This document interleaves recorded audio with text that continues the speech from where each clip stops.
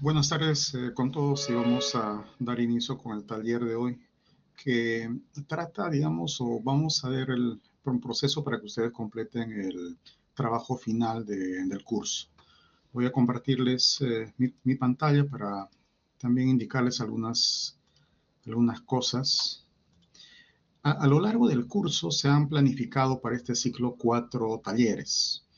Entonces, el enlace para que ustedes puedan acceder digamos, es el mismo, no, esto no va a cambiar. Por lo tanto, entonces guarden bien ese enlace. En la primera sesión, en el primer taller que vamos a desarrollar hoy, estaremos viendo el cálculo estático sísmico, el cálculo por fuerzas horizontales equivalentes, empleando una matriz pseudotridimensional. Esto tienen que presentar entonces en la primera entrega. Y esto no tanto lo vamos a hacer en MATLAB, porque esto es más rápido, es mejor en Excel, es más visual. El MATLAB se hace cuando el procedimiento, pues, digamos, es necesario, por ejemplo, una condensación estática, algunas cosas. Ahora, con el modelo de edificios de cortante que empleamos, no es necesario, digamos, usar el MATLAB. El MATLAB lo emplearemos ya a partir de la tercera sesión, que trata acerca del análisis modal, digamos, manual. Bien, entonces en la primera sesión lo que vamos a hacer es cómo calcular matrices locales, el ensamblaje de la matriz pseudotridimensional, la obtención de la carga sísmica por el método de fuerzas horizontales equivalentes, luego el cálculo también de desplazamientos, verificación de acuerdo a la E030, si estos desplazamientos son los correctos, y por último la obtención de desplazamientos, fuerzas, principalmente desplazamientos y fuerzas, porque ya los momentos, una vez que se obtienen los desplazamientos, fuerzas, pues es ya más sencillo. Bien, esto es lo que vamos a hacer en la primera sesión. El siguiente sábado, lo que vamos a hacer es desarrollar el modelo, pero empleando el ETABS, el software ETABS. Vamos a ver entonces cómo se modifican, cómo se definen algunos materiales, qué cambios se requieren hacer para que ustedes puedan hacer el modelo también de los modelos que les ha tocado a cada grupo. Y solamente entonces en la primera y en la segunda sesión haremos el análisis estático sísmico. A partir de la tercera, entonces en la primera sesión haremos los cálculos, pero ya para el análisis dinámico que compete a lo que se va a ver a partir de la unidad 4. Entonces todavía falta, no es necesario hacer este tipo de talleres cuando ustedes todavía no conocen pues la parte básica. Esto, anoten bien también, se va a desarrollar la semana 10, también un sábado, igual de 6 a 8. Y la última sesión será entonces hacer el análisis dinámico, hacer algunas comparativas y demás de todos los resultados que vayamos obteniendo, pero en el programa también ETABS. Esta es la secuencia de talleres que se han planificado. Entonces, hoy estamos en la semana 5. En la semana 6, el siguiente sábado, tenemos el siguiente taller. Y también en la semana 10 y en la semana 11 para tocar los análisis dinámicos. Vamos a ver entonces en qué consiste el trabajo final que se ha planteado para esta edición. Este es el modelo que ustedes tienen de manera general para todos.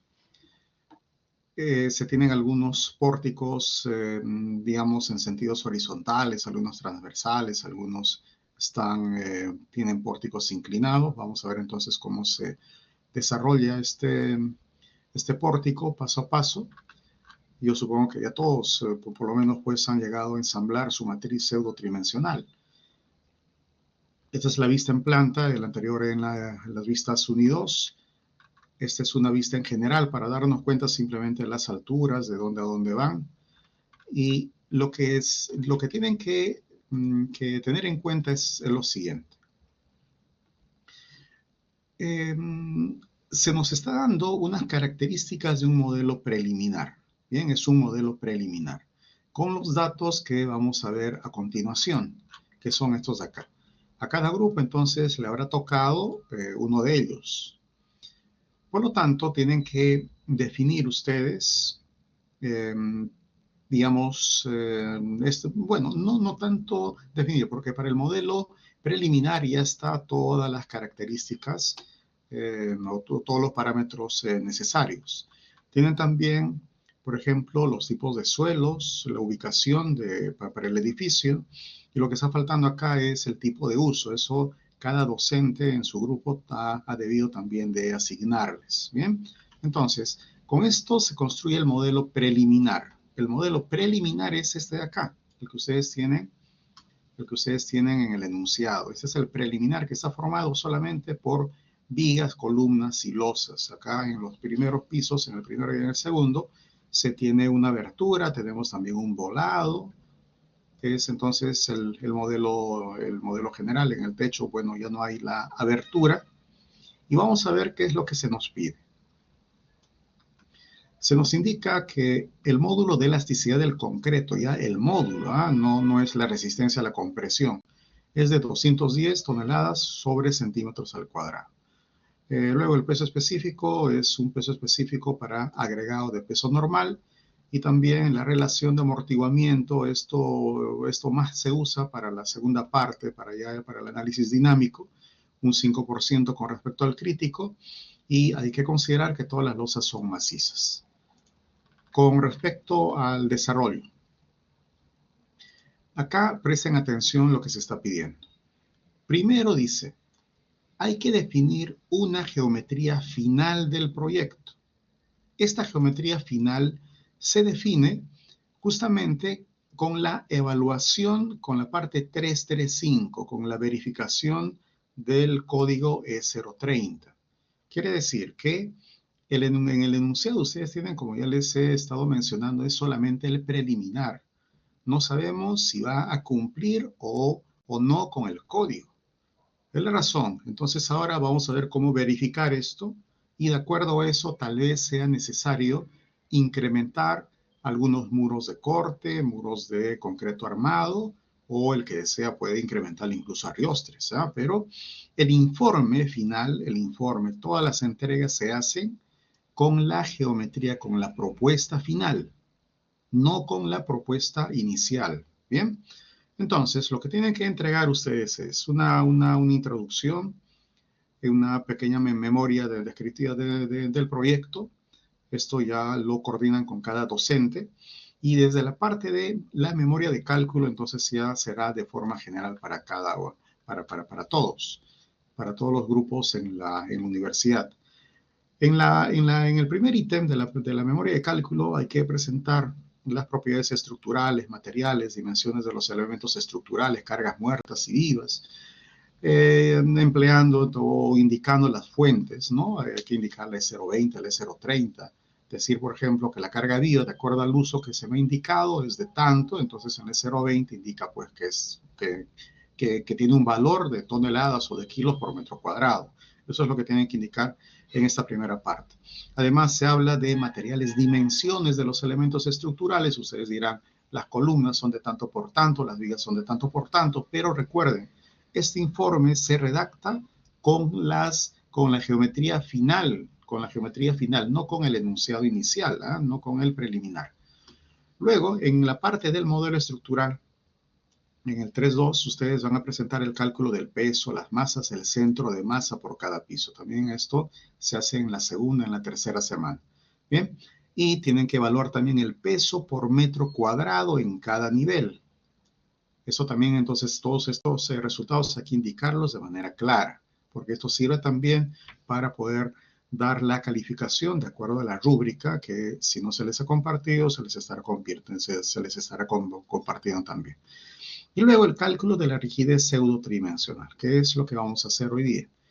Primero un cálculo de la rigidez local de todos los pórticos, y luego el aporte de cada pórtico al pseudotridimensional. Y en el informe no es necesario que ustedes pues peguen las 100 tablas que pueden salir en sus hojas de Excel. Simplemente agarran un pórtico representativo y lo hacen paso a paso.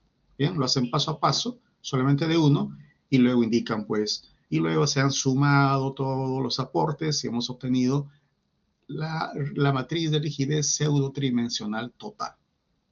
Bien, entonces la hoja de Excel que ustedes tienen que hacer entra también como parte de anexos. Es la razón por la cual pues no es necesario pegar todas las tablas que podrían salir de este trabajo. El informe tiene que ser solamente algo más resumido. Entonces, esto es lo que vamos a ver en la primera parte. En la segunda de hoy veremos ya el tema de fuerzas horizontales equivalentes, el 3.3. Vamos a hablar un poco de los coeficientes sísmicos, ya supongo que en cada una de las secciones habrán estado viendo esto. Comentaremos brevemente el cálculo de la regularidad, ya que esto depende también para el factor R definitivo. Y vamos a calcular la cortante en la base por fuerzas horizontales equivalentes. Luego, empleando la matriz pseudo-tridimensional completa, haremos el cálculo de los desplazamientos absolutos en los centros de masas. Y con eso nos servirá entonces para evaluar, como ya les había indicado, evaluar si se cumple o no cumple con el código. Bien. Se supone entonces que esta evaluación, esta verificación, primero se hace con el modelo preliminar. Es la razón por la cual en la sección 336 recién se indica. Como el informe se está haciendo con el modelo definitivo, lo que ustedes en la parte 336 deben hacer es indicar una comparativa, por ejemplo, en el modelo inicial, cómo salían los desplazamientos, distorsiones angulares de acuerdo al E030. Entonces, se ha incluido quizá muros de corte, se ha incluido arriostres, se ha modificado el tamaño de las columnas y demás. Eso es lo que tienen que indicar entonces en la 336. En la 336 es uno de los ítems donde aparece, pero solamente a manera de comentarios de resultados, digamos el modelo preliminar. Porque les vuelvo a reiterar, el informe se hace prácticamente íntegramente ya con la geometría final. Ya luego también sus profesores les indicarán cómo hacer el cálculo del retiro cuando este edificio tenga un edificio vecino, que es el 337. Y luego, hoy día también hablaremos cómo se obtienen estos desplazamientos locales y fuerzas locales. Bien, entonces, ya para la siguiente parte dejaremos el ítem 334 y si nos alcanza tiempo, yo creo que sí, en el último taller, para ver el 3.5. El 3.4, el 3.5 ya compete al análisis modal. Bien, pero eso se hace a partir de la unidad 4 todavía. Y en la parte del ítem 4 presentan ustedes, tienen que presentar una comparativa del método de fuerzas horizontales equivalentes, del análisis modal y de los resultados que entreguen ustedes en el programa ETABS. Estos resultados no quiere decir que ustedes hagan un tutorial de cómo han ingresado cada uno de los parámetros al ETABS. Eso no es un informe, ¿no? Ese es un tutorial. El que quiere luego coloca en anexos, pero eso no es necesario para acá. Simplemente en resultados y, digamos, con las mismas capturas de las tablas del ETABS para ver si es el resultado pues real que se ha llegado a obtener. Ustedes no pueden tabular, digamos, o presentar un resultado de un programa que sea una hoja de Excel, ¿no? Porque de la hoja de Excel uno puede decir pues que se ha llegado a manipular. Tienen que pegar directamente los resultados de las tablas que entrega el ETABS. Y de esa forma se hace también ya luego una comparativa. Los resultados del análisis pseudo-tridimensional de manera manual, digamos que es lo que estamos haciendo, deberían aproximarse en cierta manera a los resultados que entrega el ETABS. No siempre van a ser totalmente iguales, pero tiene que aproximarse entonces de alguna forma. Ya luego presentan las conclusiones, la bibliografía. La bibliografía también en cada párrafo que ustedes escriban, si colocan alguna fuente, tiene que estar debidamente citada, porque a veces hay informes que entregan y aparecen como 20 citas, pero uno revisa en el informe y no hay ninguno, ¿no? Digamos en algún párrafo, no aparece ninguno. Eso también tiene un puntaje en la rúbrica de calificación. Y por último, los anexos. En los anexos, el que desea puede colocar, por ejemplo, las tablas del código, como ya les indiqué también, el paso a paso que han hecho en el ETABS y demás. Porque un anexo, pues, o en la parte del informe no debería ir esa parte bruta, solamente debe ir la parte importante. Todo el resto, y si ustedes desean también las 200 o 300 tablas que les salga del análisis en sus hojas de Excel, lo pueden colocar en anexos. Pero como ya les estoy mencionando, yo al menos en mi sección Siempre les indico que la hoja de Excel es además un anexo. Y acá se les da también entonces una serie de recomendaciones, ¿no? Donde tienen que aprender ustedes, están haciendo un trabajo académico, entonces tienen que usar las normas APA. Muchos de ustedes están llevando también talleres de tesis, entonces saben de qué trata una norma APA, ¿no? Para que todas las figuras, las tablas tengan el mismo tamaño, los mismos colores, ¿no? Para que no parezca pues un trabajo donde no se entienda porque algunas tablas tienen letras muy pequeñas, que los colores son muy disparejos y demás. Entonces tienen que acostumbrarse también a redactar de acuerdo a estas normas APA. Entonces, cada tabla o figura que represente debe estar explicada también en un párrafo, porque a veces uno pega 10 tablas y no hay ninguna explicación de qué trata esa tabla. Cada tabla que uno menciona en la figura tal se aprecia tal cosa, hay que redactarlo bien. Igual, eso es bastante similar a lo que uno hace ya para la redacción de una tesis, ¿no? Cualquier figura, cualquier tabla tiene que estar explicada en un párrafo. No solamente pegar 20 tablas y no se entiende qué cosa, de qué trata esa tabla. Las fuentes, como ya les indiqué, tienen que estar debidamente citadas y la hoja de Excel puede ser un anexo más para no estar pegando, como ya les había indicado, las 200 tablas. Además que en la hoja de Excel estará pues también el procedimiento seguido. Ahora yo voy a mostrarles una hoja de Excel donde he hecho justamente he elaborado el trabajo que se les ha planteado, el modelo preliminar, para que también tengan ustedes una idea en caso que todavía no lo hayan hecho. Y en anexos, como ya les he mencionado, ¿no? Se puede colocar también las fórmulas, digamos, o los formularios de LETAPS, tablas también de las normativas, porque a veces uno en el texto principal ve que van pegando tablas del E030, incluso a veces con logotipos de algunas otras empresas y demás. Eso no es necesario. Ustedes pueden enumerar. El factor de zona ha sido tanto porque la E030 dice que es tanto y nada más. Eso va como parte importante en el informe. El que desea el resto de tablas ya lo coloca en anexos. Bien, esa es una forma para que ustedes también empiecen a practicar para la redacción de sus tesis. Las entregas. La entrega 1 es durante la semana 7. Se supone que en lo que vamos a ver hoy día ya tendrían casi todo para poder presentar en la semana 7 sin ningún problema. Luego, en la semana 12 ya corresponde al análisis dinámico, entonces también se está indicando hasta qué ítems hay que desarrollar, ya prácticamente todo el ítem 3.4. Y para la semana 15 ya simplemente pues tiene el trabajo final. Bien, esto lo coordinan con sus profesores en cada sección, digamos, para las entregas, cómo se van a hacer las exposiciones y demás. Bien, ya tenemos entonces acá nuestro enunciado, hemos visto a grandes rasgos en qué consiste y vamos a emplear nuestros apuntes de clase, que es con respecto al análisis pseudo-tridimensional. Si alguien tiene alguna consulta, alguna duda, no duden entonces en simplemente prender sus micrófonos o levantan la mano y yo voy a estar atento.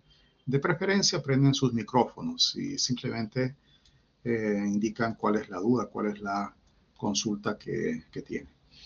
En la parte del análisis estructural que ustedes han hecho en los cursos, yo no voy a hacer en este caso una clase de análisis pseudotridimensional. Este es solamente un taller en el cual, más que una clase participativa, es un taller, digamos, como de una clase magistral, en la cual yo voy a indicarle todos los pasos, ¿bien?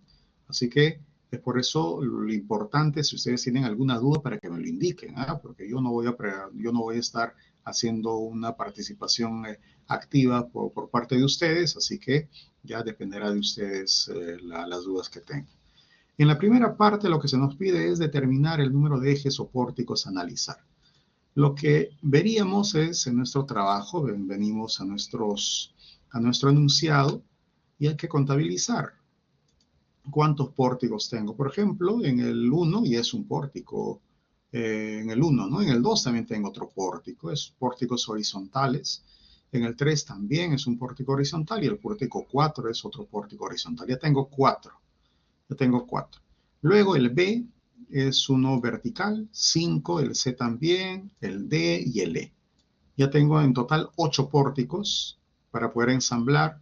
Luego tengo el A', que es un inclinado, y el C', que también es otro inclinado.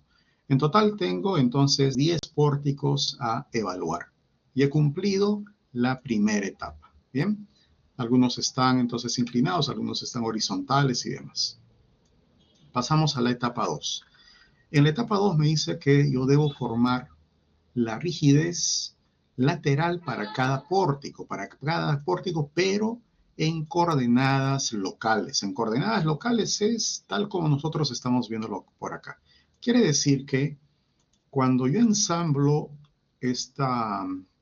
digamos, cada pórtico, debo, por ejemplo, los que son horizontales, el eje 1 debo verlo de esta forma.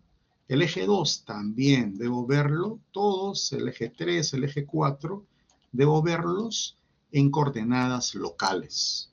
Es como si me estuviera parando frente a cada pórtico del edificio y veo cómo está. En otras palabras, si bien nosotros sabemos que acá hay unas coordenadas iniciales 0, 0, estas coordenadas iniciales de 0, 0 son coordenadas globales. Bien, son coordenadas globales. A nosotros no nos interesa para la formación de las matrices locales, no nos interesa todavía estas coordenadas globales, sino todo hay que ensamblarlo en coordenadas locales. Entonces, para los otros pórticos, para el pórtico B, yo debo verlo de esta forma, para el pórtico C, para el pórtico D, para el pórtico E. Cuando yo ensamblo los pórticos inclinados, debo también pararme de forma transversal al pórtico. Para el pórtico A tendría que verlo así. El pórtico C tendría que verlo de esta forma. Bien, entonces no hay la necesidad de hacer un ensamblaje, digamos, o tener una duda. Por ejemplo, el pórtico A, U, A', yo debo descomponer la rigidez en X, en Y. No, porque yo el ensamblaje debo hacerlo en, digamos, en coordenadas locales para cada pórtico. Debo pararme de forma transversal a cada pórtico y hacer el ensamblaje de esa matriz. Entonces, viéndolo de esta forma, yo lo que puedo decir es, en el pórtico 2, por ejemplo, en el pórtico 2, tengo 3 columnas, que son estas de acá, que están en el eje débil de la columna, ¿no? En sus ejes débiles, porque si tenemos nosotros una columna de este tipo, si yo quiero forzar un desplazamiento en esta dirección, he agarrado el eje fuerte, porque el momento de inercia es justamente por el eje fuerte, es el mayor momento de inercia. Pero si yo quiero voltearlo de esta forma, estoy agarrando la columna por su eje débil. El momento de inercia es menor, en este caso en el sentido horizontal que el vertical. Por eso vamos a decir que hay un eje fuerte, hay un eje débil en cada columna. A diferencia de esta otra columna, esta otra sí está orientada en su eje fuerte para el ensamblaje del eje local 2. Y acá tenemos otra columna más. Todas las columnas son columnas 1, por si acaso. Si por ahí ha faltado algo, es ya una omisión, pues es, digamos, una falta de tipeo. Todas las columnas son columnas 1. Esta otra columna es una inclinada. Para no hacernos ningún problema, el que desea, por eso también de eso dependerá del profesor. Pregúntenle ustedes a sus profesores. Uno podría hacer el ensamblaje simplemente sin esa orientación, sin la orientación de la columna, y decir, está trabajando también con su eje en su eje débil, ¿bien? O en su eje fuerte, en su eje débil. Pero si uno quisiera hacer un cálculo más preciso, es lo que voy a mostrarles ahora también, cuando nosotros empezamos a calcular estas columnas que están inclinadas en el eje local de uno de los pórticos, sí podríamos descomponer la rigidez, tanto en X como en Y, y quedarnos, digamos, con el que corresponde al eje local. Eso vamos a hacerlo entonces en el proceso de ensamblaje que vamos a ver a continuación. Ya tenemos entonces, son 4 pórticos en horizontal, 4 pórticos en vertical y 2 pórticos inclinados. Vamos a hacer el cálculo. Acá yo tengo los datos iniciales. Esto también es algo que yo les recomiendo, que tengan los valores iniciales a un inicio, tal como yo lo tengo por acá, cosa que todos los cálculos ustedes van copiando las celdas, vayan arrastrando, vayan jalando las celdas. Quiere decir que, por ejemplo, fíjense que yo tengo acá varias lengüetas. Cada una de estas lengüetas están copiando los datos de esta lengüeta principal que se llama rigidez. ¿Esto qué significa? Que al momento cuando yo quiera generar un nuevo modelo, ya el modelo final, como hemos indicado, puede que me falte rigidez, entonces yo voy a necesitar tal vez incrementar un muro, incrementar el peralte de las columnas. Para eso simplemente vuelvo a estos mis datos iniciales y le puedo cambiar acá. El peralte de las columnas, ya no de 65, quizá yo quiero de 80, ¿no? Y que todo cambie automáticamente. Ahora, tampoco significa que si ustedes quieren rigidizar en alguna de las direcciones, por ejemplo en X, ¿no? No significa que yo deba cambiarle el peralte a todas las columnas. Solamente yo puedo cambiarle a algunas que yo quiero. De la razón que su hoja de cálculo tiene que tener también esa facilidad. Bien, esa facilidad. Porque todo eso también se valora al momento del puntaje. Ahora pasamos entonces, vamos a hacer el ejemplo para el eje 1. En el eje 1, volvemos acá a la figura y yo tengo, cuando lo vea, cuando yo lo veo en elevación, cuando yo veo en elevación al eje 1, está formado solamente por un vano. Está formado por un vano y, como estamos apreciando, estas columnas están orientadas en su eje débil. Bien, porque a mí me interesa aplicar fuerzas de esta forma, de esta manera. Y entonces el pórtico hará este tipo de desplazamiento. Los grados de libertad que nos interesa son en coordenadas locales. Acá yo tengo desplazamiento del piso 3, del piso 2, del piso 1. Por lo tanto, entonces, cuando yo aplico una fuerza en este sentido, al eje 1, estoy trabajando o estoy haciendo que estas columnas actúen en su eje débil. Bien, en su eje débil. No hay que olvidarnos la fórmula del momento de inercia, entonces. La fórmula del momento de inercia es uno de los lados, sin elevar a ninguna potencia, el segundo va al cubo y todo sobre 12. Entonces, la duda sería, en esta columna, ¿cuál es A, cuál es B? Simplemente lo que vamos a decir es que el lado paralelo a la acción de la carga es entonces el que va al cubo. En este caso, yo tendría por acá, este va a ser el B y este sería el A, porque B está paralelo a la acción de la carga. Ya está, ya tengo solucionado esto.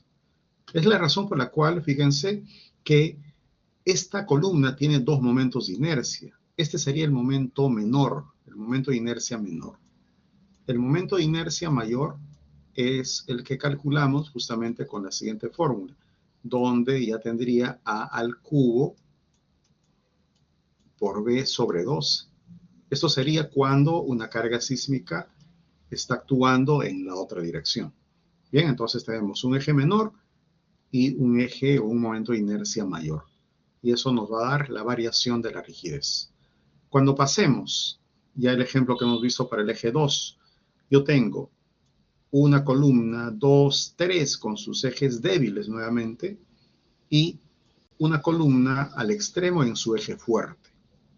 Mientras esta hemos indicado que era una columna inclinada. Esta la podemos descomponer incluso en X y en Y. Pasamos a la 3. Acá tengo dos columnas en sus ejes fuertes y las intermedias o las internas están con sus ejes débiles. En el eje 4, las exteriores, ejes fuertes, la intermedia en su eje débil. Hacemos lo mismo para Y. Ahora ya para el eje B o para los verticales. Esta columna, eje fuerte, eje fuerte, eje fuerte, eje débil. En el C, eje fuerte, eje fuerte, eje fuerte, eje fuerte. Todos son ejes fuertes. En D, Esta de acá, como ya les había indicado, para hacerle un cálculo más rápido, podríamos decir que esté en su eje débil para el caso del ensamblaje del eje D. Pero también podríamos descomponerlo en coordenadas X y XY, pero en ejes locales, ¿Bien? Y de esta forma entonces puedo decir eje débil, eje débil. En el eje E, eje débil, eje débil.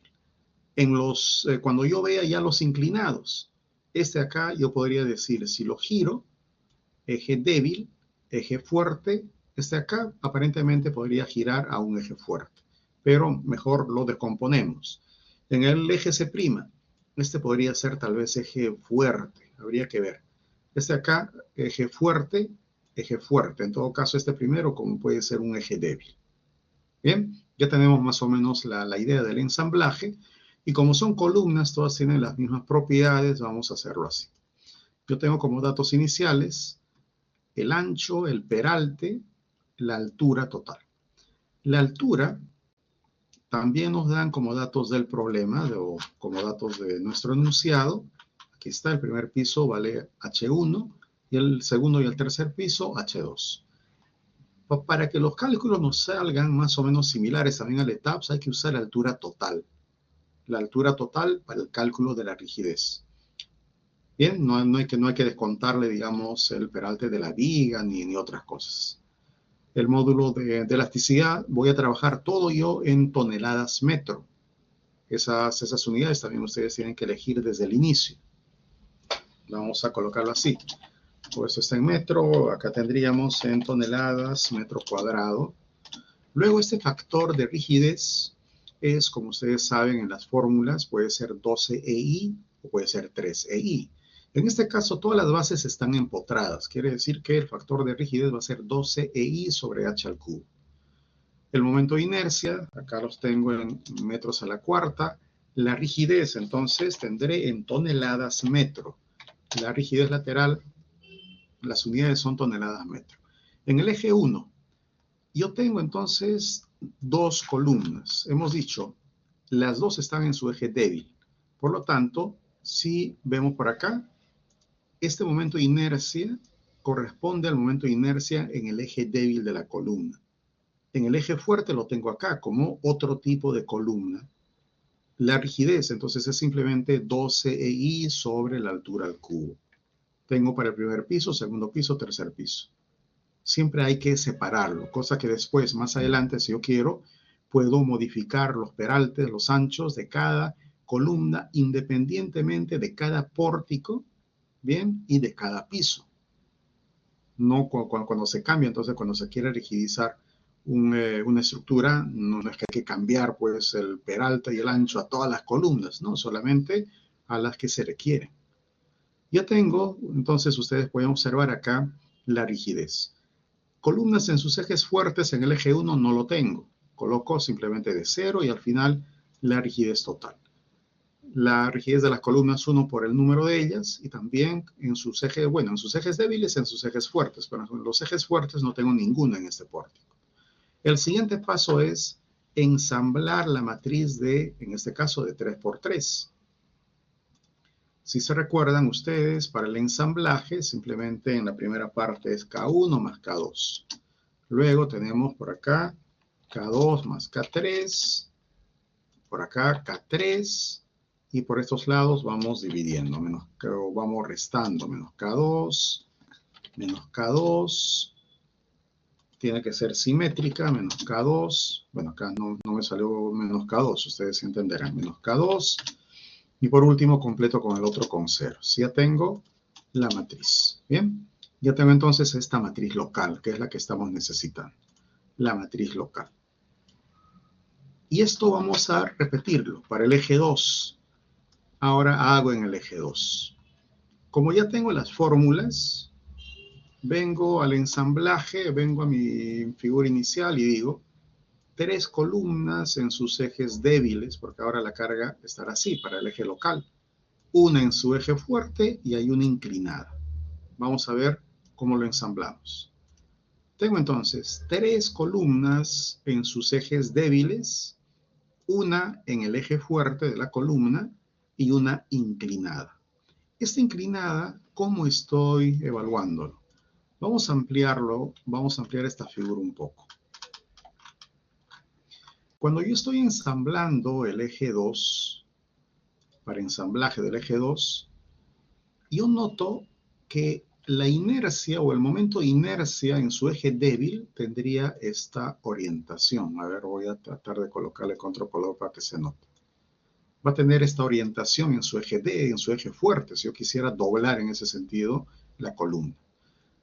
Pero como la orientación del eje 2 es esta de acá, ahora yo puedo encontrar entonces las componentes, las dos componentes.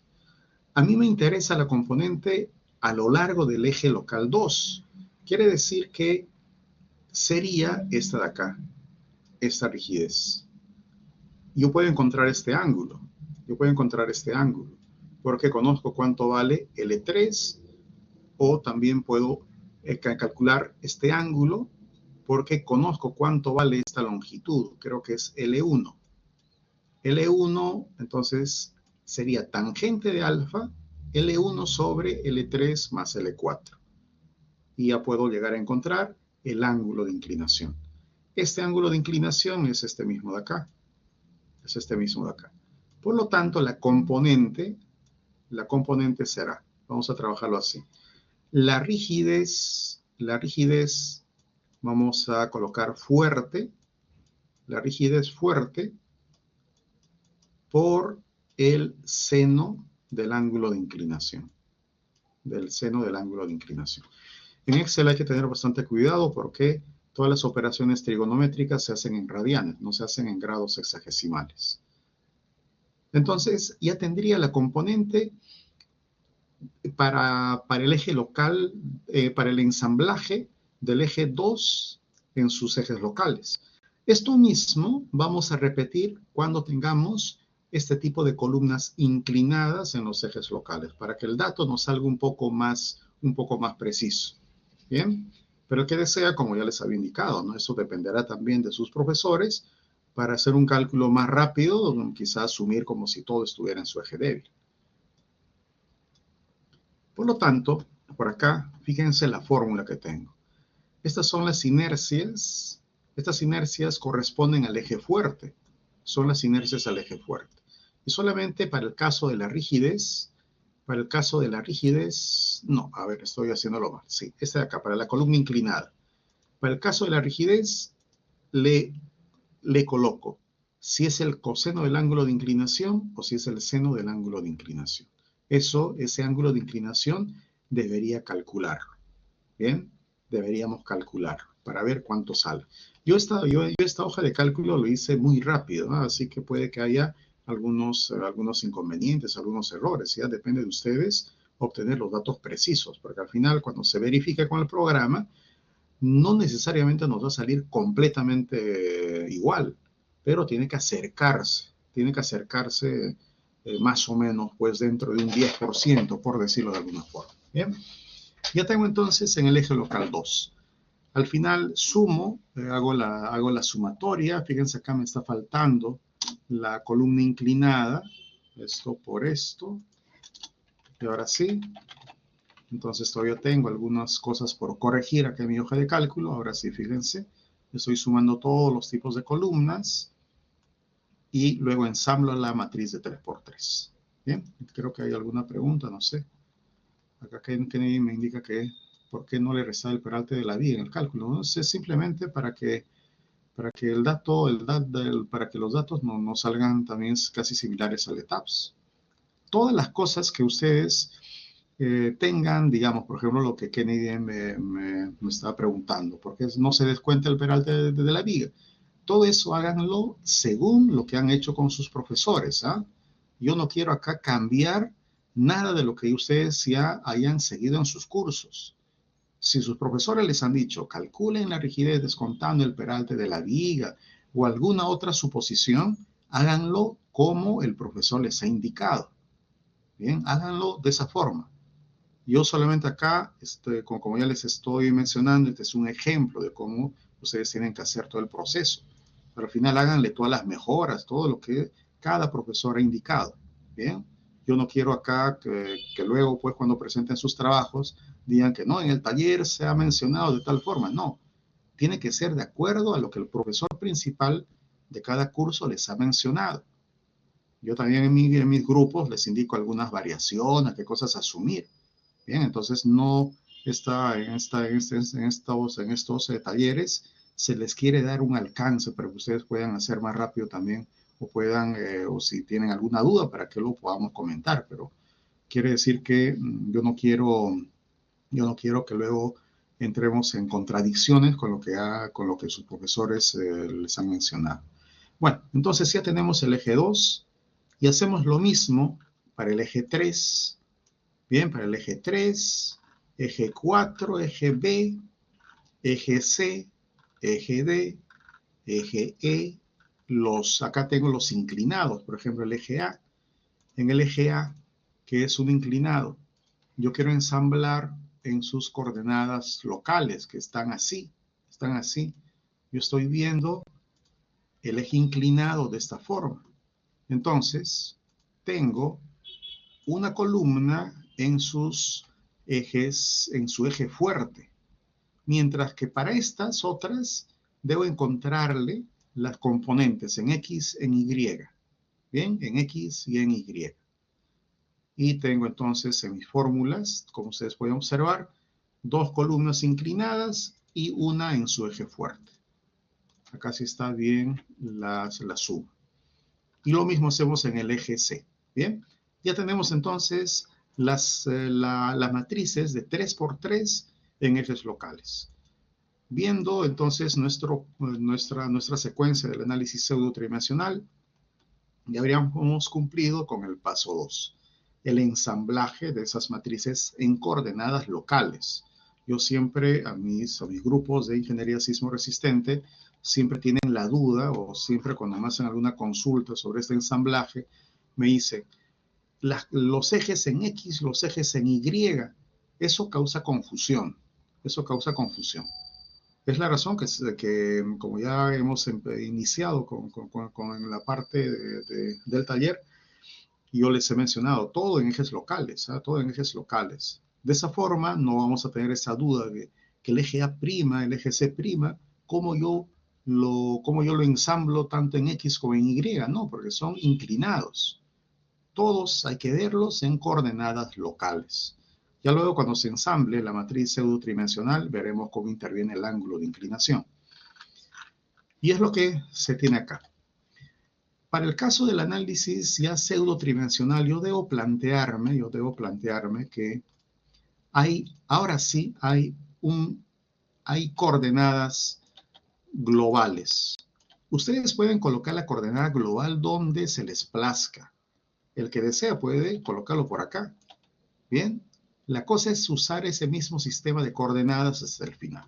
Yo voy a colocar mi sistema de coordenadas donde están viendo, donde coincide justamente también en la intersección del eje A con el eje 1. Ahí yo tengo 0, 0.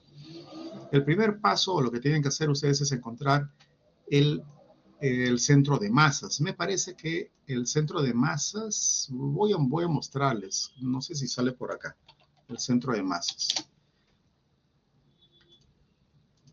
También no vamos a trabajar por este momento con el centro de rigideces, porque ustedes, sus profesores les habrán hablado que existe también un centro de rigidez, voy a suponer que esté por acá. Las cargas sísmicas que nosotros aplicamos están dadas al centro de masas, por ejemplo, la fuerza sísmica en Y o la fuerza sísmica en X, al centro de masas. Pero cuando el edificio gira alrededor de su centro de rigideces. Pero el cálculo del centro de rigideces, pues, ya no está dentro de la temática del curso de ingeniería sísmica. Es la razón por la cual yo, al menos en mis secciones, lo obvio. Digo que la excentricidad inherente no se contabiliza, solamente vamos a contabilizar una excentricidad accidental. ¿Bien? Pero necesitamos esto de acá. Ahora, para cada pórtico, cuando hagamos el ensamblaje, hay que hacer el ensamblaje con respecto al centro de masas. Por ejemplo, el eje inclinado, este de acá, el C.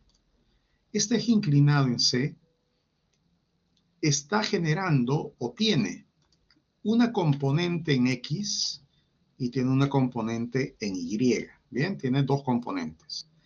Y además, como ya estamos indicando, cuando actúan, las cargas sísmicas están aplicadas en su centro de masas, pero se obtiene también una rotación de todo el sistema. Quiere decir que por acá hay un momento que está actuando. Este momento depende si es la carga sísmica en Y o si es la carga sísmica en X. Y por lo tanto, la forma fácil de hacer esto es, para no trabajar con las componentes, voy a trabajar directamente con el eje local del pórtico. ¿Y cuál sería su brazo de palanca? Es fácil darse cuenta que el brazo de palanca sería la distancia más corta al eje local del pórtico, quiere decir a este valor de R. Y el momento será entonces la fuerza que se opone al momento será la rigidez justamente por esa distancia. Bien, y ya podríamos encontrar nosotros por qué necesitamos todas estas componentes.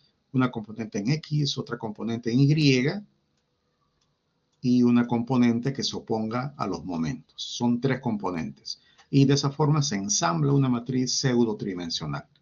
Para no complicarnos más, porque todo esto ya lo han visto ustedes con sus profesores. Vamos a necesitar una matriz que se llama de transformación. Esta matriz de transformación, si fuera de un edificio de un solo piso, es una matriz fila de 1 por 3. El primer componente es el coseno del ángulo de inclinación, el segundo es el seno, es justamente la descomposición de los términos de la rigidez. Y por último tenemos el vector de posición. Este vector de posición se calcula con esta fórmula. Necesitamos hacer una resta de las coordenadas del pórtico con respecto al centro de masas. Para hacer este ensamblaje, yo también, como siempre lo indico a mis alumnos, les digo, esta coordenada es independiente si ustedes lo toman en este punto, por acá, por acá, por acá o por acá. Es indistinto, porque lo que estamos calculando es la distancia más corta del centro de masas justamente a la línea de acción, a la línea principal del pórtico. Porque si nosotros trazamos una paralela, voy a trazar una paralela, ustedes pueden darse cuenta que esa distancia R, para cualquier coordenada sigue siendo la misma, siempre es R. ¿Bien? Por lo tanto, entonces no interesa la coordenada, con tal que esté en la línea de acción. Siempre nos va a salir igual. Ya tenemos entonces las fórmulas. Para cada piso, yo tengo que formar primero ese vector fila y luego ensamblo para todos los niveles. Como tengo 3 pisos, mi matriz estará formada por esos componentes. Una matriz, como tengo que cada G es de 1 por 3, en mi edificio pseudo tridimensional de 3 pisos tendré entonces 3 pisos por 9 componentes. Y vamos a calcular. En cada pórtico, fíjense entonces que ustedes lo que pueden hacer es trabajar para un pórtico y luego el resto se va copiando. Esto es veloz. Primero necesito las coordenadas del pórtico. Por ejemplo, en el eje 1, como ya les he mencionado, los ejes globales son así. Ahí están empezando los ejes globales.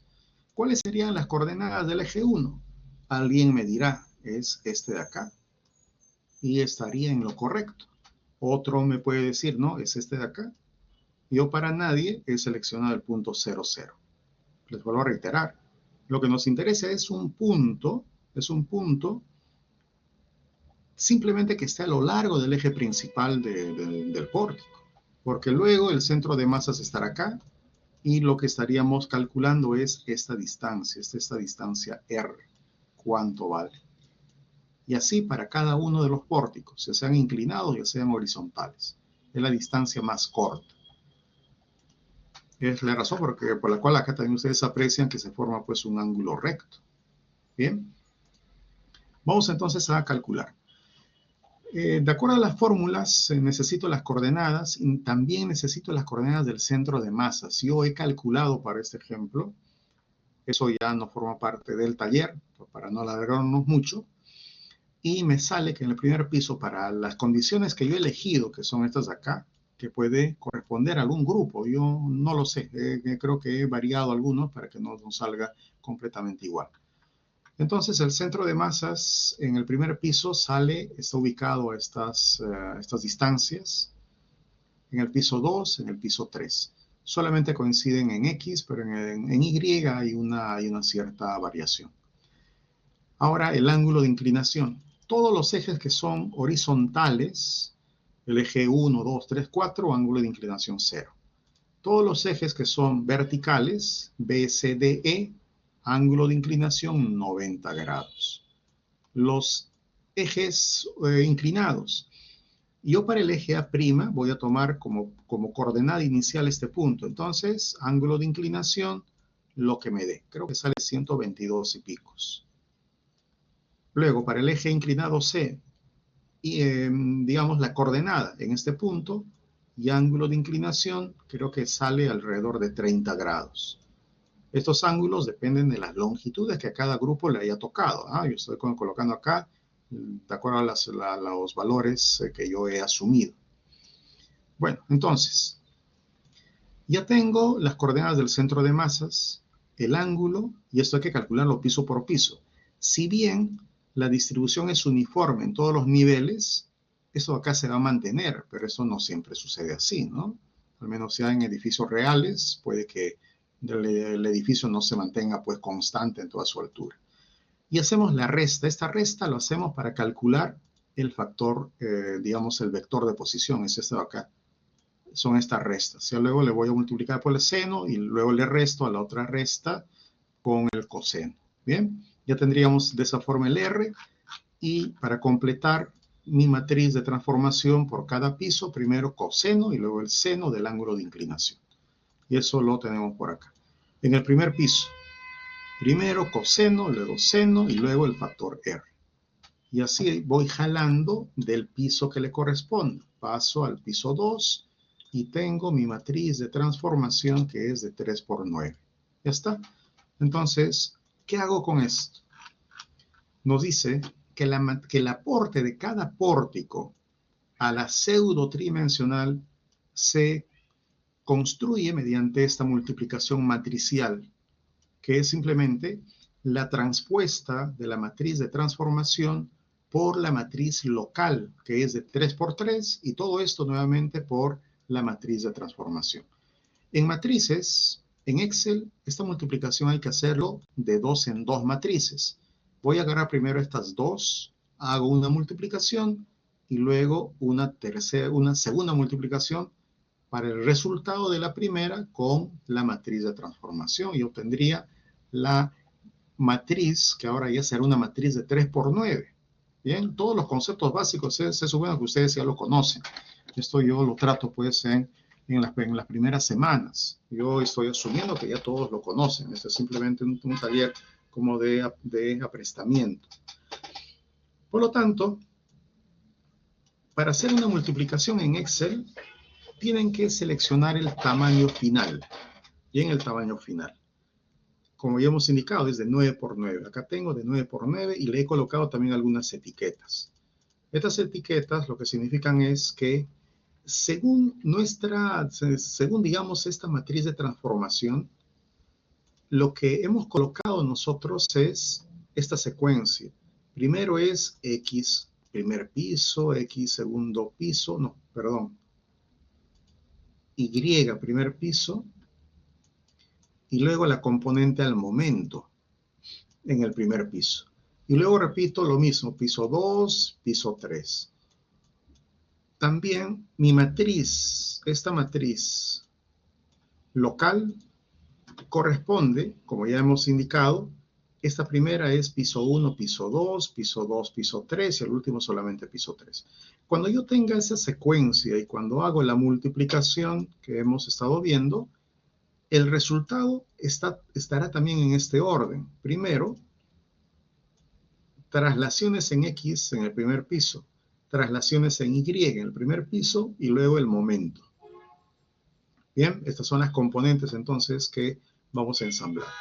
Y para la multiplicación lo que tienen que hacer es primero seleccionar un tamaño de celdas igual al resultado final, por ejemplo de 9 por 9. Ya lo tengo acá seleccionado. Y se introduce la fórmula. Ustedes pueden notar que en la primera parte yo tengo una multiplicación de la transpuesta de la matriz de transformación, que es esta de acá, es esta, la G, luego por la matriz en coordenadas locales de 3 por 3 y luego una segunda multiplicación, que ya sería el resultado de la transpuesta por la matriz local nuevamente por G. Bien, vamos a colocar entonces acá ese resultado, que sería la multiplicación de la transpuesta por la matriz en coordenadas locales y nuevamente por G. Una vez que ustedes colocan la fórmula, para que vean el resultado, hay que hacer el juego de teclas Control, Shift, Enter. Y estarían viendo ustedes acá el resultado. Cuando se hacen operaciones con matrices en Excel, siempre entonces el resultado se aprecia. Hay que hacer esa operación de las teclas. Control, no soltamos el Control, luego Shift, no soltamos el Shift tampoco, y luego Enter. Y vamos a ver el resultado. Bien. En matrices siempre entonces hay que conocer de antemano el tamaño del resultado también para ver. Y de esa forma ya tendría la matriz o el eje 1 completamente elaborado. Primero hemos construido nuestra matriz local y ahora ya tenemos el aporte del eje 1 a la matriz pseudo tridimensional total. Ya tenemos esta parte. Y eso de acá simplemente se copia, se va copiando. Ahora para el eje 2 lo mismo. Puede cambiar tal vez las coordenadas, puede que cambie el ángulo de inclinación, pero la operación ya, si ustedes lo copian, si respetan el orden, se hace de forma automatizada. Tenemos para el eje 3, para el eje 4, eje B, eje C, eje D, eje E y también para los inclinados. En los inclinados estará cambiando el ángulo de inclinación. Yo por acá he calculado los ángulos. Recuerden que en Excel todas las operaciones trigonométricas se hacen en radianes y también el ángulo de inclinación para el eje C'. Ya tengo los aportes. Y por último hago esta operación. La rigidez total es la suma de cada uno de los aportes. Esto de acá, si desean, lo pueden hacer con una suma matricial o simplemente celda por celda. Yo lo he hecho celda por celda.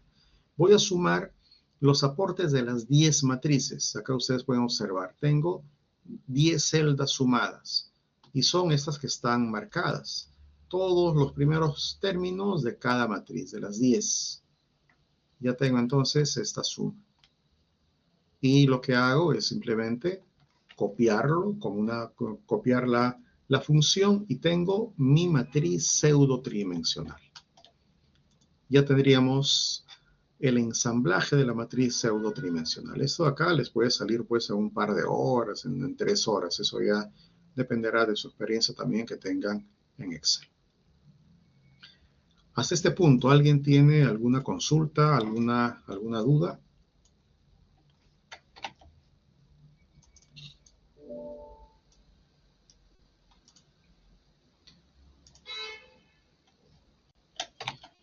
Ninguna consulta. Bueno, voy a tomar aquí una captura de lo que estamos presentes porque siempre a veces es necesario para la justificación del taller. Entonces, hasta este punto ya tenemos calculada nuestra matriz pseudo tridimensional. Vamos a continuar entonces con la siguiente parte.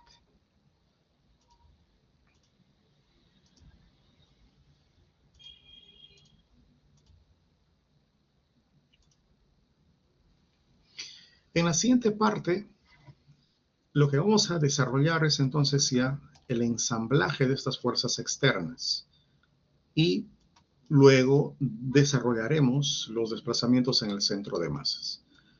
¿Cómo se obtiene este vector? Este vector tiene que ser de la norma. Lo que vamos a hacer nosotros es un análisis que se denomina de fuerzas laterales equivalentes o fuerzas horizontales equivalentes, que en el código también se denomina como análisis estático. No sé si esto ya les hayan enseñado sus profesores o si no lo van a hacer. Yo necesito calcular una cortante en la base. Esta cortante en la base vamos a decir que es igual a una serie de coeficientes, que van a ser justamente los coeficientes sísmicos, multiplicado por el peso sísmico. Y de esa forma yo voy a encontrar una cortante en la base, que es también uno de los ítems que se está pidiendo. Pero esta cortante en la base de por sí no me sirve de mucho, porque a nosotros en cursos de análisis estructural nos han preparado a resolver este sistema de ecuaciones con el método de la rigidez, con el método de los desplazamientos. Quiere decir que yo debo tener una matriz de rigidez, es nuestra matriz pseudotridimensional que ya la hemos analizado. Yo debo encontrar un vector de fuerzas. Bien, yo debo encontrar un vector de fuerza que son estas de acá que están aplicadas del F1 al F4. Y de esa forma yo puedo encontrar mis desplazamientos totales, que son estos de acá. En esto consiste el método de fuerzas horizontales equivalentes, que es básicamente la solución con lo que nos han enseñado en análisis estructural. Solamente que ahora la matriz pseudotridimensional pues es ya una más compleja. Bien. Y la solución será simplemente que los desplazamientos serán iguales a la inversa de la matriz pseudotridimensional multiplicado por las fuerzas. ¿Cómo ensamblamos estas fuerzas? Tenemos que encontrar entonces primero la cortante en la base. Una vez que encontramos la cortante en la base, en el código vamos a ver fórmulas cómo distribuir esa cortante en la base para simular entonces que el efecto de la carga sísmica sea igual al efecto que generen estas fuerzas horizontales equivalentes, para yo poder obtener los desplazamientos. Estas fórmulas van a ser las siguientes. Voy a usar, esto lo van a encontrar ustedes en el código mismo. En el código, en el E030, para no estar buscando ítem por ítem, pero ya les pido que ustedes lo hagan, nos dice que esos coeficientes es igual a la multiplicación de un factor de zona, que es el Z, un factor de importancia, que es el U, un factor por tipo de suelo y un factor de C que se denomina de amplificación sísmica y por último se divide entre un factor R. Todos estos están en el código. El factor Z depende entonces de la zonificación. Vamos a ver por acá. El Z depende de la zonificación. Vamos a pasar brevemente. El factor de importancia, si es un edificio común, importante o esencial. Eso también el factor de uso, cada profesor ha debido ya de indicarles para sus trabajos. El factor C se denomina como de amplificación sísmica. Cuando yo calculo todos esos valores simplemente así, Z por U por S, es como si yo estaría trabajando para periodos de 0 segundos. Cuando yo le multiplico por C, quiere decir que yo puedo cambiar ya al periodo estructural que le corresponde, que depende de la estructura. ¿Bien? Para eso sirve el factor C.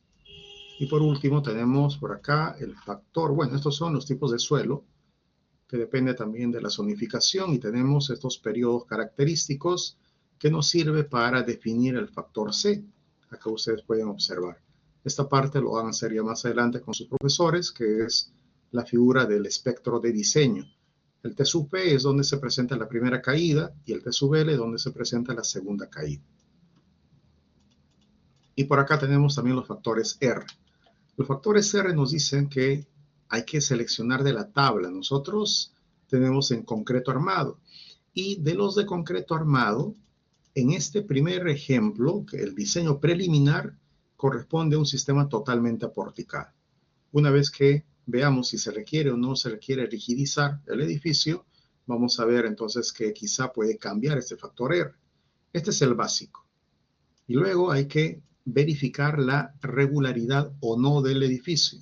Esta parte ya no lo vamos a tocar en este taller porque nos va a quedar un poco corto y supongo que con sus profesores van a ver también este punto. Bien, de todas las tablas en el 030, simplemente para indicarles, entonces cuando vean el tema de irregularidades, acá tenemos toda esta tabla. Hay que verificar cada una de estas, ¿eh? No solamente las que nos convienen o las que aparentemente pueden estar presentes o no. Se verifican cada una de ellas. Y de todas ellas hay que diferenciarlas en altura y en planta, en X, en Y. Y si, por ejemplo, en altura yo tengo más de uno, selecciono o me quedo solamente con el valor más crítico, quiere decir con el que tenga el menor valor. Estas son en altura y por acá están en planta también. Si tengo más de una irregularidad en planta, me quedo con el más crítico. Y esto al final me sirve para encontrar que el R final es igual a la multiplicación del R básico para el modelo preliminar es 8 por los factores de irregularidad en planta y en altura. Ya tenemos entonces el tema, todo el tema de coeficientes sísmicos. Y esto lo vamos a hacer en la misma hoja de cálculo. Lo primero que necesitamos es, hemos visto que el factor C, que yo lo tengo diferenciado tanto para X como para Y, depende del periodo estructural. Pero ¿qué periodo estructural tendrá mi edificio? Esta parte para sistemas de varios grados de libertad lo harán a partir de la unidad 4, desde la semana 10. Pero para poder hacer este cálculo, para que ustedes avancen con sus trabajos, necesitamos revisar el código. En el código, en la parte de análisis estructural, acá fíjense están cómo se calcula la cortante en la base, todos los coeficientes. Vamos a ver también esa distribución de fuerzas sísmicas en altura. Y nos dice que el periodo se puede aproximar con esta fórmula. La altura total sobre unos coeficientes C sub T, que pueden variar dependiendo de la tipología estructural. Como el modelo preliminar solamente está formado por pórticos de concreto armado, vamos a suponer que el C sub T vale 35. Tengo la altura total, entonces, 35, tanto en X como en Y, y estos serían los periodos estructurales. Bien, vamos a completar. El factor de zona, voy a decir que esté en Lima, 0.45 G, eso también supongo que ya lo conoce. El factor de importancia, el factor de uso, que sea pues un edificio importante, 1.3.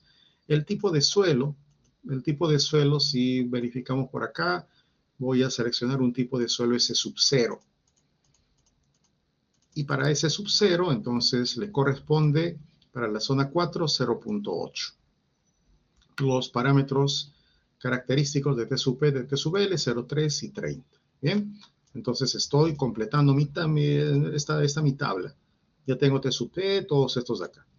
El factor de C lo tenemos acá. Si es menor a T sub P, vale simplemente 2.5. De lo contrario, usamos esta otra fórmula.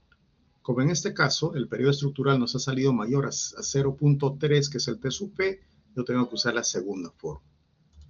Entonces completo y me sale 2.303, el factor C, tanto en X como en Y. El factor R, hemos dicho que el R inicial es de 8. La irregularidad, yo no estoy calculando ningún tipo de irregularidad. Eso no significa que ustedes no lo hagan, ustedes tienen que hacerlo. Todos los tipos de irregularidad, ¿bien? No hay que saltarse ninguna. Y estoy asumiendo que es un edificio regular. Entonces la multiplicación para el R final me sale simplemente igual a 8. Bien, ahora calculo la cortante en la base. La cortante en la base es la multiplicación del ZUCS sobre R por P. Para eso he debido encontrar primeramente el peso total del edificio. Ustedes ya se supone que en la semana 3 se enseña a hacer un metrado del peso, de la masa, incluso el cálculo del centro de masas. Se supone que esto ustedes ya lo tienen. Entonces, yo estoy usando todavía una fórmula donde calculo un coeficiente de la cortante en la base y lo multiplico por el peso sísmico. Se pueden dar cuenta que este ZUCS es ese coeficiente dividido sobre R. Entonces acá tengo mis coeficientes por el peso y tengo la cortante en la base tanto en X como en Y. Bien, ya tenemos hasta acá. No sé, creo que ha habido alguna consulta. No. Bueno, continuamos entonces. Ya tengo la cortante en la base. Ahora me toca distribuir en altura. Para distribuir en altura, lo que vamos a hacer es, hemos indicado que tenemos una cortante en la base. Esta cortante en la base, de acuerdo al código, nos dice, hay que encontrar valores de alfa, alfas en cada piso. Por acá entonces, alfa 1, alfa 2, alfa 3 y alfa 4. Este es un edificio para 4 pisos, con un modelo de masas concentradas. Cada uno de estos alfas es simplemente un ponderado del peso de cada nivel por la altura, pero es la altura desde la base, desde la rasante a cada nivel. Aquí ustedes tienen la altura para cada piso. Y todo esto dividido sobre la sumatoria de todos los pesos. Es un ponderado. Quiere decir que al final la sumatoria de todos los alfas tiene que darnos igual a 1. Y la multiplicación de los alfas por la cortante en la base me va a dar cada fuerza horizontal equivalente. Me da cada fuerza horizontal equivalente. Y así construyo todos los Fs. Esto lo vamos a ver en una tabla luego. También en la fórmula yo encuentro un valor de K. Este valor de K, de acuerdo a los códigos sísmicos, K vale entre 1 y 2. Vale 1 hasta periodos estructurales de 0.5 segundos y vale 2 para periodos estructurales iguales o mayores a 2.5. Y si estoy entre 0.5 segundos de periodo de vibración o 2.5, puedo usar esta fórmula. Bien, para no estar interpolando. Ya tenemos entonces todos los parámetros y vamos a calcularlo en una tabla. En esta tabla, acá tienen ustedes la fórmula, de acuerdo a la E030. Los Ks, hemos indicado que valen 1 hasta 0.5 segundos. Y el periodo de vibración de este edificio era 0.30 y tantos. Entonces, K vale 1. Ya no me preocupo. Necesito colocar también los pesos del edificio, de cada planta. Esto he debido metrarlo. Ustedes se supone que ya lo tienen.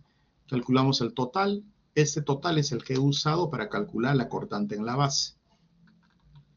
Luego coloco las alturas totales. Hacemos la multiplicación de el peso de cada planta por h elevado a la k. Y tenemos cada término independiente. Calculamos la sumatoria, que sería el denominador. Luego vamos a calcular los alfas, que es cada uno de los términos dividido sobre el total. Para asegurarme, hago la sumatoria y me doy cuenta que vale 1. El siguiente paso, multiplico por la cortante en la base y encuentro las fuerzas horizontales equivalentes. Bien, encuentro las fuerzas horizontales equivalentes. Verifico también la sumatoria. Me da 147. Esta de acá debería ser igual a la cortante en la base, 147.30. Vemos por acá y da lo mismo. Bien, da lo mismo porque es la cortante o es la sumatoria de todas en la base. También aprovecho y calculo la cortante en cada nivel. La cortante en cada nivel, por ejemplo, si ustedes están calculando en el último piso la cortante, sería simplemente en este edificio de 4 pisos al F4. La cortante, no hay más fuerzas. La cortante en el piso 4, por sumatoria de fuerzas, F4. Pero si yo calculo la cortante en el piso 3, yo necesito o voy a tener también otra fuerza, la fuerza F3. La cortante en el piso 3 será la suma del F3 más el F4. Puedo notar entonces que estas fuerzas cortantes son los acumulados de las fuerzas aplicadas a cada nivel en los pisos superiores. Entonces continúo con mi tabla y ya tengo también las cortantes. La cortante en el primer piso coincide también con la sumatoria total de todas las fuerzas. Esto mismo lo hago para la dirección en Y. En este caso nos está saliendo lo mismo porque el periodo estructural y la masa traslacional pues siempre vale igual. Ya tengo entonces mis fuerzas horizontales equivalentes. Por acá he pegado también la matriz pseudotridimensional que viene de la lengüeta previa, de la lengüeta que les he mostrado. Voy a cambiarle acá el color, de esta lengüeta de acá. Es la misma, simplemente la he copiado. Estoy jalando la celda, estoy copiándome la celda. Como ya les había indicado, acá traten ustedes de ir arrastrando los valores de cada celda. Ya tenemos entonces acá nuestra matriz pseudotridimensional. ¿Y qué es lo que vamos a hacer? Seguimos los pasos de nuestro análisis. Vamos a formar este vector de cargas, porque yo quiero analizar este sistema. Las fuerzas horizontales equivalentes van a ser iguales a la matriz de rigidez por los desplazamientos en el centro de masas. Mis incógnitas son estos desplazamientos en el centro de masas. Los voy a calcular. Son desplazamientos totales. Quiere decir que cuando resolvemos el sistema, cuando se resuelve el sistema,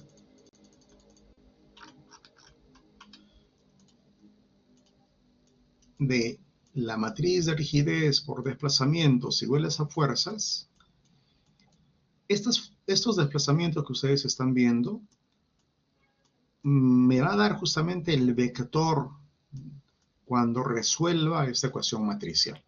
Bien, todo es con matrices. Entonces, voy a formar el vector de fuerzas, que todavía me está faltando. ¿Cómo formulo este vector?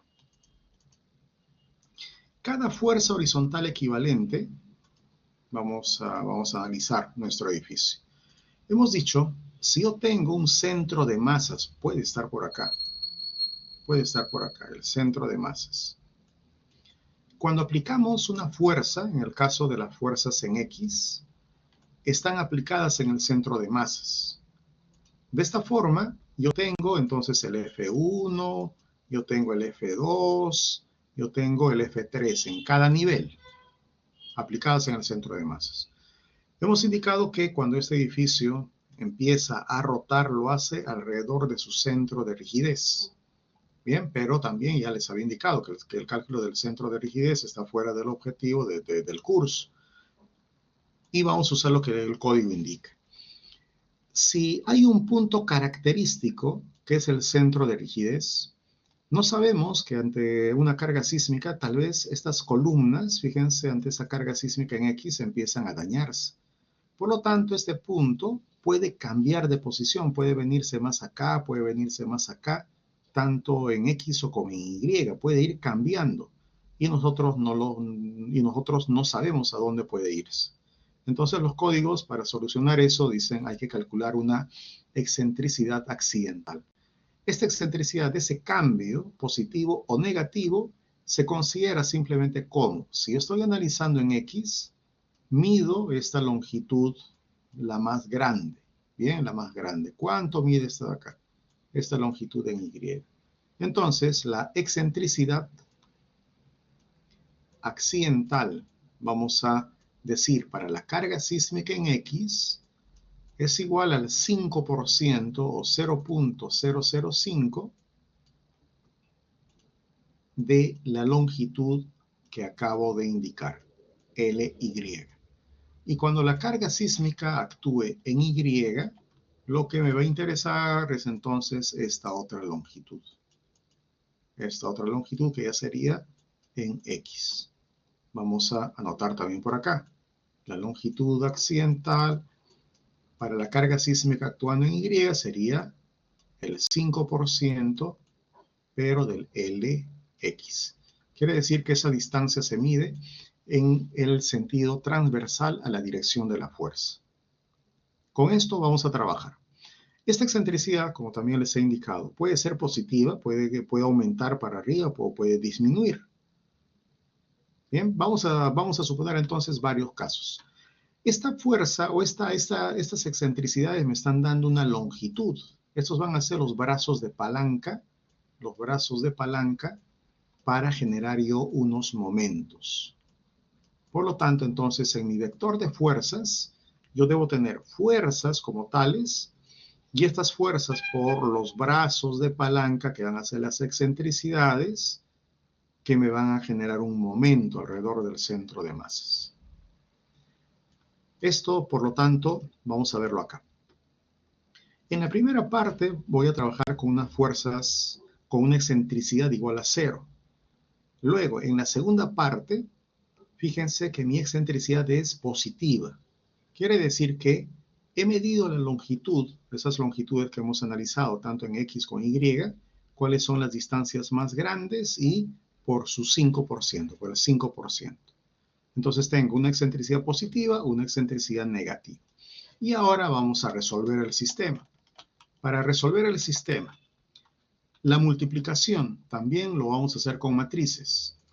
Cada uno de estos desplazamientos es la inversa de la matriz pseudo tridimensional multiplicado por cada uno de estos patrones, si es con excentricidad o si es sin excentricidad. En estos patrones de fuerzas, si ustedes notan, en el piso 1 tengo una fuerza de 30, en el segundo de 53, de 63. Estos son los mismos que he obtenido acá, en el patrón de fuerzas horizontales equivalentes. Primer piso 30, segundo 53, tercer piso 63. Son las fuerzas. Bien, y cuando yo considero la excentricidad, simplemente es la fuerza horizontal equivalente en el piso por la excentricidad. Y acá tengo para el piso 1, para el piso 2, para el piso 3, dependiendo si los momentos son positivos o son negativos. Ahora hacemos la multiplicación. Yo he seleccionado directamente dónde van a ir todos los resultados y estoy desarrollando la multiplicación de matrices. La inversa es una multiplicación entre la inversa de la matriz de rigidez multiplicado por los vectores de fuerzas. Y tengo entonces los desplazamientos. De acuerdo a lo que nosotros hemos estado viendo es que hemos formado nuestra matriz de rigidez para que los primeros componentes, las primeras componentes sean desplazamientos en X, Y, piso 1 y luego el momento. Por lo tanto, por acá ya estaré obteniendo también. Los dos primeros serán traslaciones y el otro será una rotación. Bien, ya tengo entonces hasta esta parte. Este cálculo es lo que tenemos por acá. Hemos llegado a resolver el sistema. Bien, hemos encontrado este desplazamiento. Estos desplazamientos son en el centro de masas, con y sin excentricidades. Bien. Hasta ahora, lo que acabamos de comentar es, vamos a hacer un resumen de acuerdo a nuestros enunciados. Hemos visto cómo se obtienen los coeficientes sísmicos, están en la E030. La verificación de la regularidad o no, como ya les he mencionado, eso ya cada uno tiene que hacerlo, porque si no este taller va a ser muy extenso. Hemos visto el cálculo de la cortante en la base y acabamos de hacer el desplazamiento en los centros de masas. Ahora vamos a verificar este desplazamiento relativo y vamos a ver si se cumple con el código o no. Bien, vamos a completar entonces el paso 335. ¿Y eso cómo se hace? Primero vamos a explicar un concepto que es una distorsión angular de piso. Ustedes están apreciando un edificio, bueno, es un pórtico, en el cual ya hemos desarrollado la ecuación matricial de K por U igual a fuerzas. Quiere decir que hemos calculado los desplazamientos totales o absolutos, son estos de acá, los dt1, dt2. Pero cuando uno quiere evaluar a nivel de daño de un edificio, los desplazamientos totales o los absolutos no nos sirven de mucho. Entonces hay que calcular lo que se conoce como derivas.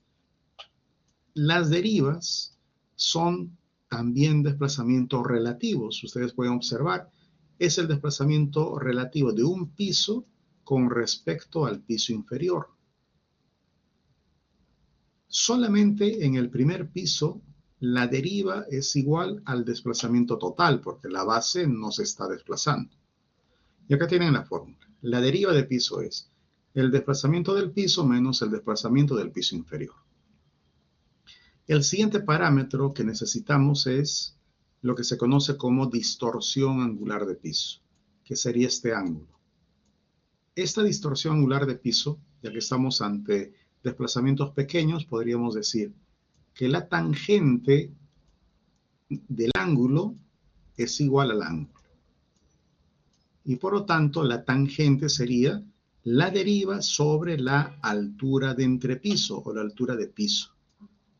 Deben fijarse entonces, no hay que confundirnos. Cuando hemos calculado las fuerzas horizontales equivalentes a aplicar al centro de masas, calculábamos una altura total desde la base. Bien, una altura total. Pero ahora estamos viendo alturas de entrepiso, que son cosas distintas. Y acá tienen ustedes el cálculo de la distorsión angular de piso. Este cálculo lo hemos hecho empleando una carga sísmica de este tipo. Sux sobre R por el peso sísmico. Entonces, este factor R juega un papel importante. Esto yo supongo que sus profesores les enseñarán durante las siguientes semanas. A mí, digamos, en lo que yo enseño, yo lo explico la siguiente semana en todos mis cursos. Solamente para decirles que el cálculo que acabamos de hacer es con cargas reducidas por R. Bien, estas cargas que se obtienen son las que se usan para el diseño. Por ejemplo, para el diseño de concreto armado, para el diseño de acero, de albañilería, se usa la carga sísmica reducida por R. Pero esta carga sísmica no es la carga que genera el terremoto, porque está reducida por R. Por lo tanto, entonces, los desplazamientos, las distorsiones, las derivas que hemos estado calculando hasta este punto son a nivel de diseño, no es de la carga sísmica. Lo que tendríamos que hacer es, estas distorsiones o estas derivas de cálculo reducidas por R, habría que multiplicarle nuevamente por R. Bien, nuevamente por R. Y en el código nos dicen, hay que multiplicarle por un valor adicional, que puede ser 0,75, 0,85, dependiendo si es regular o si es irregular el edificio. Bien, esto acá tiene una explicación, pero ya basado en comportamientos no lineales y demás. Como ya les estoy indicando, esto se explica, o bueno, yo lo explico también en una sesión en mis cursos. Esto, en otras palabras, yo necesito encontrar, vamos a decir, distorsiones o derivas o desplazamientos, como ustedes vean, inelásticas. Las inelásticas es lo que genera el terremoto, que va a ser igual a las distorsiones de cálculo, que son las reducidas por R, multiplicados simplemente por R y multiplicados por A, que A toma dos valores, 0,75, 0,85. En el código, por si acaso, no aparece ese A, sino que yo lo hago porque para mí es más fácil explicar, ¿bien? Y tiene que ser un valor, pues, menor o igual a 1. Esto vamos a calcular.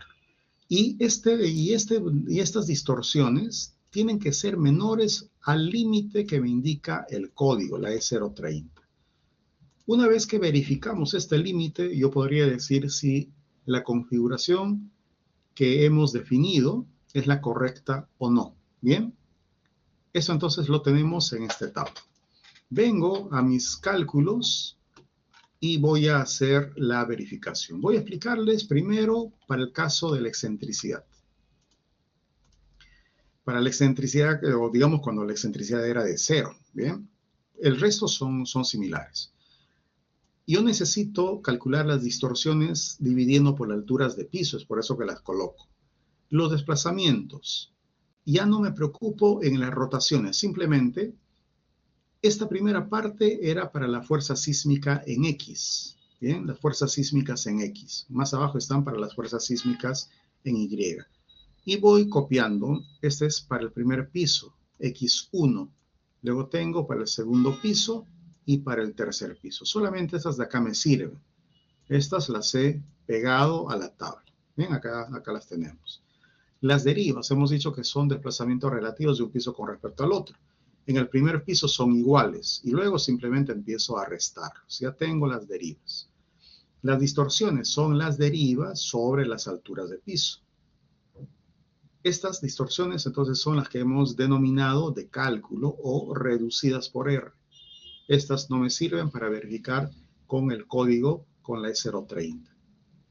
Entonces, en una segunda etapa, yo lo que voy a hacer es, a estas distorsiones de cálculo les multiplico por R y por ese factor A. Por R y por A. Y nos salen estos valores de distorsiones que estamos observando.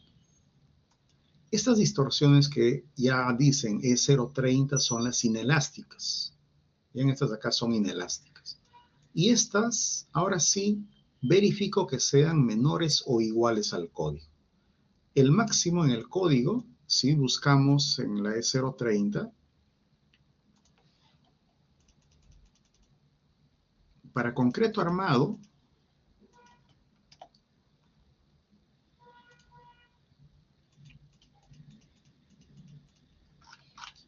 el límite para las distorsiones de piso es de 0,07. Bien.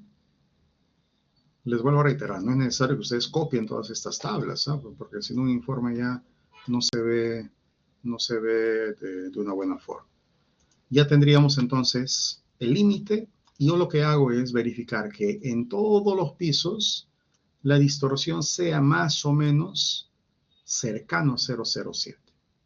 De acuerdo a las rúbricas de calificación, ustedes tienen que generar un modelo donde esta verificación esté entre 0,04 y 0,07. Y de acuerdo a eso también se tiene un puntaje. Porque algunas configuraciones pueden ser demasiado rígidas y quiere decir que estos valores pueden ser muy pequeños. O también demasiado elevados, en el cual, por el contrario, ustedes necesitarían tal vez colocar muros de corte. Bien. Hay que ver entonces esas dos opciones. Si necesitan flexibilizar cuando les ha salido demasiado pequeño o necesitan rigidizar cuando se han sobrepasado del límite. Y esto lo estoy haciendo también para ambas excentricidades, para la positiva y la negativa. La explicación es la misma. Bien, la explicación es la misma. Estamos haciendo solamente en X. Lo siguiente también, lo que puedo hacer es calcular las rigideces de piso, porque si ustedes se recuerdan, hay un cálculo de irregularidad también de piso blando. Este piso blando me indica que yo debo encontrar la rigidez de un piso. Y acá ustedes tienen para el piso 1, piso 2, piso 3. Para esto simplemente yo voy a trabajar. Voy a dividir la cortante de piso que lo hemos encontrado arriba de fuerzas horizontales equivalentes entre la deriva. Bien, y estas son las cortantes. Aparentemente acá hay un problema de piso blando, por si acaso, que yo no he considerado. Porque acá en el piso 1, con respecto al piso 2, hay casi un 50% de diferencia. Eso ustedes deben de analizarlo. Yo en esta hoja de cálculo he asumido que el sistema es regular, pero puede que no sea. Y puede que también otros tipos de irregularidades estén presentes. Eso ya, digamos, no estamos haciendo acá. Bueno, entonces, esto que les he presentado era para el análisis en la dirección X. Para el caso del sismo en la dirección Y, se hace prácticamente lo mismo. En el Perú, los análisis hay que hacerlos independientemente en X y de Y, no se hacen mezclados. Es por eso que acá tengo otra tabla. Análisis en la dirección Y. Simplemente lo que hago es variar ahora la ubicación del vector de fuerzas, de las fuerzas horizontales equivalentes, ahora que estén en Y. Tengo sin excentricidad y con excentricidades positivas y negativas. El cálculo se repite, la explicación se repite y aparentemente, fíjense que en esta configuración del edificio no necesitaría hacer más porque ya está cumpliendo con todo. Fíjense ustedes, está cumpliendo. En el primer piso son los valores más críticos, pero estoy todavía por debajo de 0.007. En la dirección Y también sucede algo similar, pero estoy por debajo de 0.007, entonces estaría cumpliendo con el código. Por lo tanto, en este caso yo sin necesidad de hacer ningún cambio, habría encontrado mi modelo definitivo, mi modelo final, ya puedo hacer mi informe. Bien. Pero en el caso que ustedes les dé un valor muy pequeño, estos datos, significa entonces que quizá hay demasiada rigidez. Lo que tendrían que hacer es modificar el peralte de algunas columnas. Y si por el contrario sale un valor muy grande, vamos a suponer un 10% por acá, significaría que no cumpliría con el código. Y si no cumple con el código, lo que tienen que hacer es venir al modelo inicial. En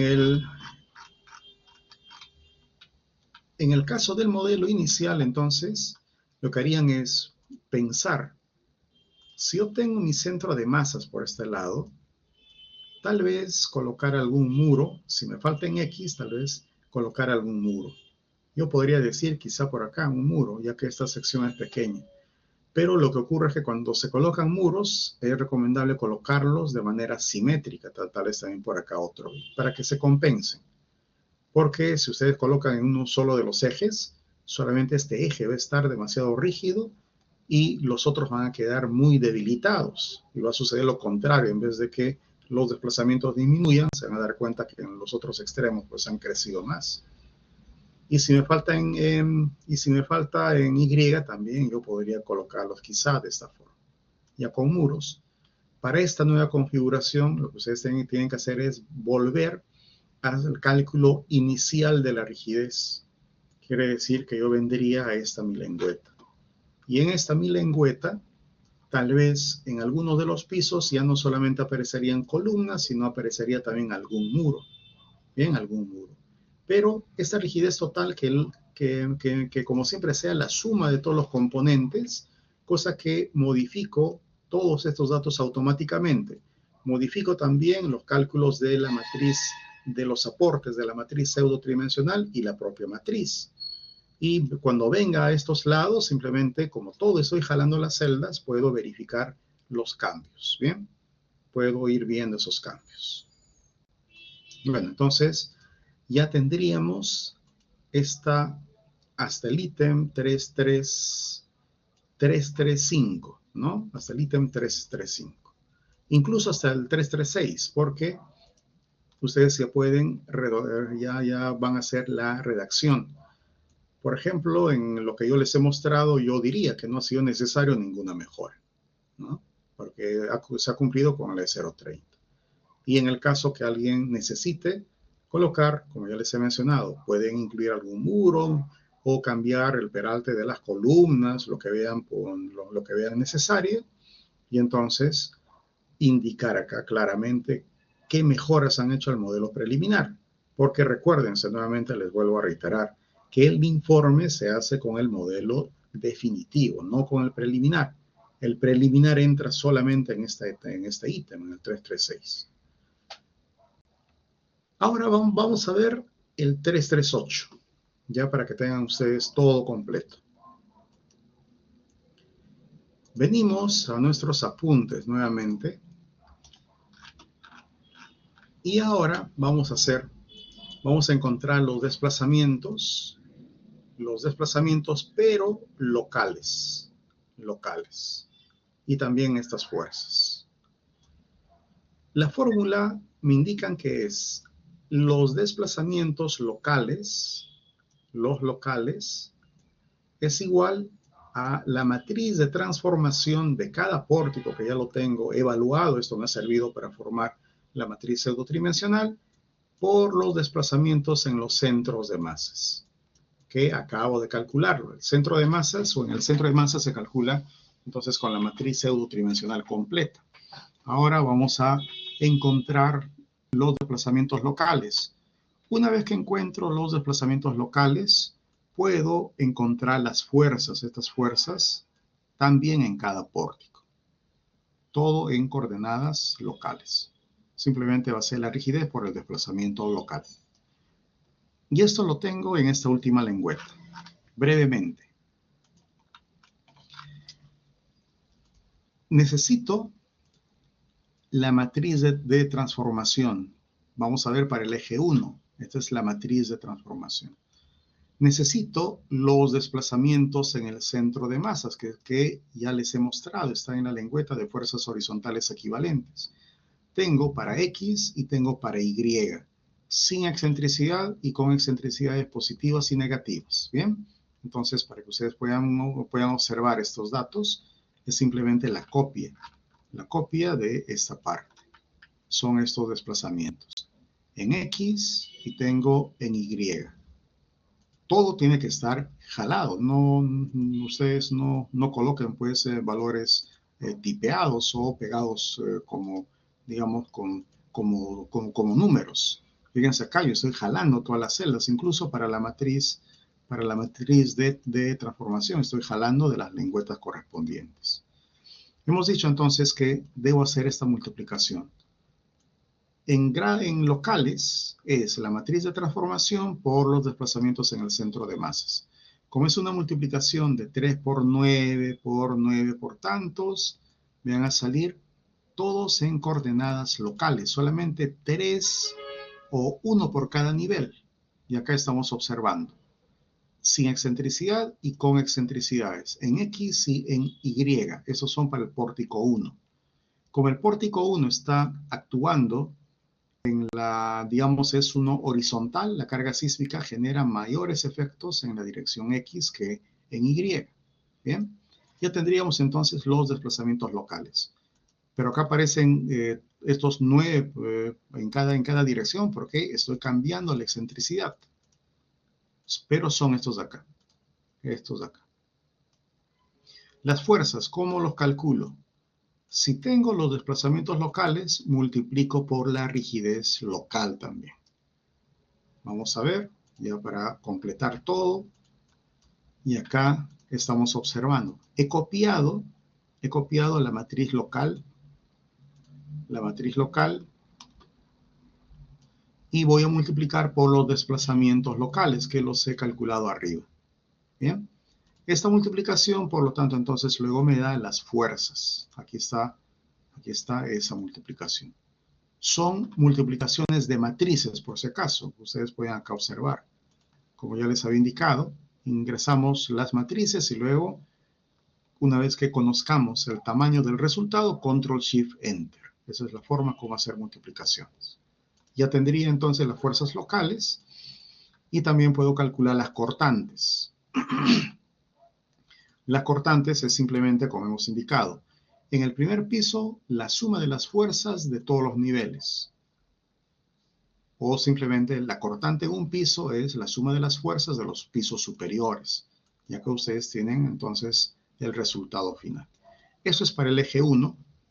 Una vez que tengo todo esto, lo puedo copiar y hago lo mismo para el eje 2, para el eje 3, eje 4, eje B, para los 10 ejes, incluyendo los ejes inclinados. Aquí está el eje A' y el eje B'. Bien, ya tendríamos entonces acá los resultados finales. ¿Y qué otra cosa más todavía nos falta? Ahora, si yo quiero encontrar, por ejemplo, las cortantes en todos los pisos ya lo hemos calculado. Pero si a mí me piden evaluar la cortante en una sola de las columnas o el momento en una sola columna, yo lo que debería hacer es, por ejemplo, para el caso de encontrar la cortante, la fórmula va a ser sencilla. Es la rigidez por el desplazamiento. Pero más que el desplazamiento, yo les diría que sería la deriva. Entonces, la rigidez de una columna bien potrada es 12EI sobre L al cubo. Si ustedes tienen una columna con una articulación en la base, 3EI sobre L al cubo. Y ya tendríamos la cortante en una columna. El trazado de esta cortante será, en una columna, va a ser constante a lo largo de toda la columna. ¿Cómo sería el momento? Para el caso del momento, esa fórmula que ustedes están viendo sale porque yo tengo dos momentos aplicados a los extremos. Estos momentos van a ser iguales. Entonces, la cortante es simplemente la suma de los momentos a los extremos. Tendría 2 veces M1 sobre la longitud de la columna, la longitud de la columna. Entonces, en la fórmula es, como yo ya conozco anteriormente que la cortante es 12i L al cubo por el desplazamiento por la deriva, si ahora voy a calcular el momento de M1 será la cortante por L medios. Bien, por L medios. Por lo tanto, si entonces a esta fórmula le multiplicamos por L medios, nos sale 6EI sobre L al cuadrado. Y recuérdense entonces que yo puedo modificar, si tengo con una base articulada, por acá con 13i sobre L al cubo, y también estaría acá cambiando el valor para el momento. ¿Qué sucedería si yo tengo un muro? Si yo tengo un muro, hago lo mismo. Un muro puede estar trabajando en su eje débil o en su eje fuerte. En su eje débil, bueno, yo lo modelo como si fuera una columna. Y por su eje fuerte, ustedes ya saben que hay una fórmula que es más o menos así. Módulo de elasticidad por T. Y por debajo aparece pues toda una fórmula un poco más compleja, que ya no la voy a colocar. Y se haría lo mismo. ¿Cómo sería la cortante en ese muro? Simplemente la rigidez del muro por la deriva del piso. ¿Cómo sería el momento? Hacemos lo mismo. El momento en el muro sería igual a la cortante en el muro si es un modelo doblemente empotrado por L medios. Por L medios. Simplemente lo que van a hacer ustedes es colocar la fórmula correspondiente. Y con esto ya prácticamente habríamos finalizado todo el análisis estático pseudo tridimensional. Porque ya luego también acá lo que viene ya es un ejemplo numérico para que ustedes puedan también consultar. Este es un ejemplo de aplicación. Supongo que ya ustedes lo habrán revisado, se habrán guiado para esto. Y bueno, la siguiente clase, el siguiente sábado, lo que haremos es el modelamiento ya tridimensional de este edificio. Yo acá tengo el edificio en LTAPS. Lo que vamos a hacer al inicio es simplemente fuerzas horizontales equivalentes. No nos vamos a meter todavía a hacer acá ningún análisis modal. Aquí está el edificio. Voy a darles entonces algunas indicaciones cómo hacer que este modelo pues sea analizado con un modelo tipo cortante. Y veremos justamente lo que están ustedes observando. Recuérdense grabar o tener el enlace a la mano. El enlace no va a cambiar, el enlace es el mismo para los 4 talleres. Ya luego la siguiente sesión ya será en la semana 10 y la última en la semana 11, donde ya estaremos haciendo el análisis tridimensional. Bueno, no sé si tengan ustedes alguna duda, algún comentario.